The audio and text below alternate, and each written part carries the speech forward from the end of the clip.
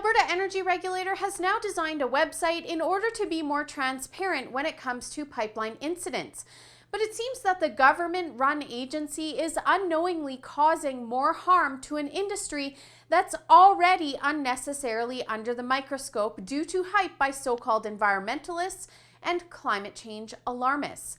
There has actually been a 44% decrease in pipeline incidents over the last decade and a 3% decrease between 2015 and 16.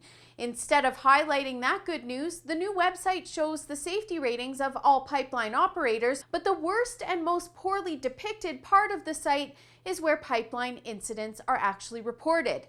You see, it's standard practice to report these incidents for every 1,000 kilometers of pipeline, according to the Alberta Energy Regulator site. So if a company has had a minor infraction over a small length of pipe, once the conversion is made, that statistic gets blown way out of proportion.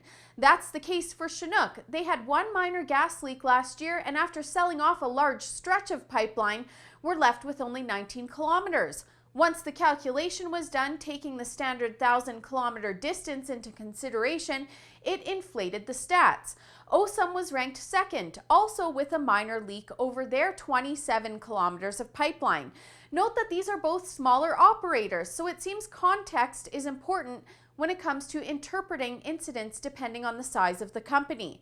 There's no doubt that oil and gas companies are on board with transparency when it comes to these issues, but what shouldn't be happening is invoking public fear at the expense of an industry that already has a bad name and really shouldn't. Canada has the strictest and most comprehensive regulations on the planet when it comes to oil and gas, and all these inflated stats are doing is propagating the demonization of an industry that provides for the modern lifestyle that North Americans enjoy. Do I think these stats should be reported? Absolutely, but there is no one-size-fits-all solution in doing so.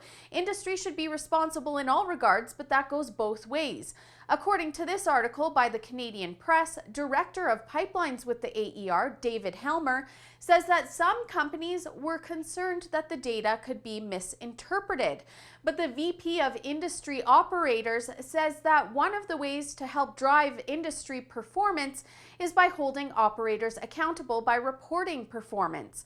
The AER should also be held accountable and transparent when it comes to presenting data to the public. Did they do this on purpose? No, but they do have to work on a level playing field and make calculations consistent for every company in order to be able to make a comparison. But what this really seems like is a misrepresentation of statistics at the cost of the public reputation of energy companies.